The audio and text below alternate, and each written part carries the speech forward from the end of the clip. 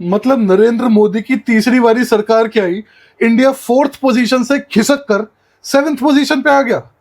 India की जो listed companies है उनका कंबाइंड मार्केट कैपिटलाइजेशन 2024 जनवरी में फोर्थ रैंकिंग पे लाया करता था। उसके बाद कुछ छोटे मोटे टुच्चे से देश, हांगकांग, उसके बाद ताइवान और अब लेटेस्ट साउथ कोरिया ने इंडिया को डिस्प्लेस कर दिया रैंकिंग से। हम सेवेंथ पोजीशन पे आ गए हैं। और इसका रीजन क्या बताया जा रहा है? मॉर्गन स्टैनली वाले कह रहे हैं कि जो ग्रोथ हो रही है इस वक्त और आगे भी जो ग्रोथ होगी वो एआई ड्रिवन है, जिसके अंदर डेटा सेंटर्स आ जाते हैं, आपका एनर्जी आ जाती है, सेमीकंडक्टर्स आ जाते हैं, चिप मैन्युफैक्चरिंग आ जाती है।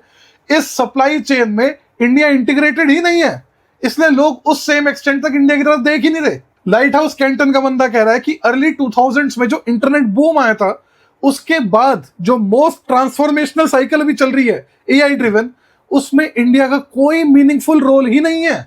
इमर्जिंग मार्केट के यूनिवर्स में साउथ कोरिया और ताइवान के पास सेमीकंडक्टर्स है, इंडिया हैज नन। अब इकोनॉमिक्स में एक थ्योरी आती है, सो टू स्पीक, जिसको बोलते हैं थ्योरी ऑफ कंपैरेटिव एडवांटेज, जो कि कहती है कि हर देश को वो चीज बनानी चाहिए जिसमें उसका कंपैरेटिव एडवांटेज है ओवर अदर्स। बेसिकली बाकियों की कंपैरिजन में वो जो चीपली माल बना सकता है सेम क्वालिटी में या बेटर क्वालिटी में वो बनाए। लेकिन इकोनॉमिस्ट ये बताना हमें भूल जाते हैं कि कंपैरेटिव एडवांटेज किसी भी देश में इनहेरेंट नहीं होते। भाई कोरिया और ताइवान में कोई इनहेरेंट एडवांटेज थोड़ी था सेमीकंडक्टर्स बनाने के लिए या एआई बनाने के लिए।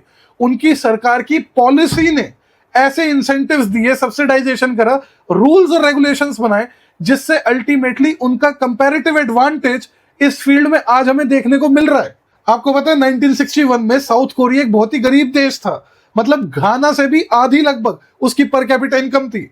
8 साल जो नॉर्थ कोरिया से उन्होंने जंग लड़ी उसमें उनका लगभग आधा मैन्युफैक्चरिंग बेस खत्म हो गया, 75% रेलवे डिस्ट्रॉयड हो गई।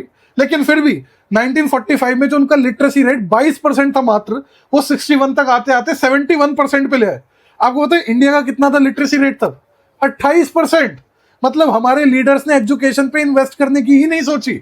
साउथ कोरिया की जो लीडिंग सेमीकंडक्टर बिजनेस फर्म है सैमसंग, आपको पता है 1938 में वो क्या करती थी? मछलियां, फल और फ्रूट एक्सपोर्ट किया करती थी। उसके बाद उनका मेन बिजनेस था शुगर रिफाइनिंग और टेक्सटाइल्स। ये तो 1970s में जाकर उन्होंने पिवट मारने की कोशिश की इनटू सेमीकंडक्टर्स, और इसमें साउथ कोरिया की सरकार ने पूरी मदद करी सैमसंग की और बाकी फर्म्स की। स्ट्रेटेजिक सेक्टर्स को आइडेंटिफाई करा गया वगैरह वगैरह। यहाँ ना तो सरकारों पे ऐसा कोई विजन, ना हमारे व्यापारियों को कोई ऐसा विजन, सिम बना रहे हैं बैठ के। और भाई अगर विजन नहीं भी है, लेट से कम अगर सरकारें इंडियन पब्लिक को इनफ एजुकेट कर देती तो हम ही डिस्कवर कर लेते future pathways of modern technologies. लेकिन हम हाथ बैठकर हिला रहे हैं यहाँ पर।